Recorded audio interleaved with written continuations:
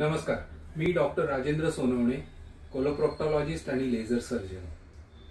मला नेहमी हा प्रश्न विचारला जातो, पाईल्स किंवा मूळव्याध हा आजार वृद्धांनाच होतो का? तर नाही. पाईल्स हा आजार सर्व वयांमध्ये सापडला जातो. 20 वर्षाखाली त्याचं प्रमाण खूपच कमी आहे.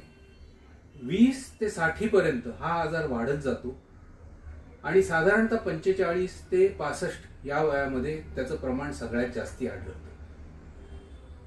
तरी सुद्धा वृद्धापकाळात पाईल्सची लक्षणं जास्ती असतात, कारण या वयामध्ये जे स्नायू आणि जे सपोर्ट सिस्टीम असते आपल्या एनल कॅनॉलला किंवा गुदद्वाराच्या मार्गाला, ती कमी होते त्याची क्षमता आणि निरनिराळ्या व्याधी लागतात आणि त्याच्यामुळे सुद्धा लक्षणं जास्ती आढळतात.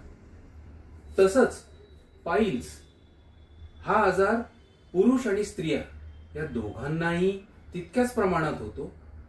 फक्त स्त्रियांना गर्भार काळात, गर्भधारणेच्या वेळेस हार्मोनल चेंजेसमुळे आणि त्याला बाळंतपणाला लागणाऱ्या जोरामुळे पाईल्सचं प्रमाण जास्ती आढळतं.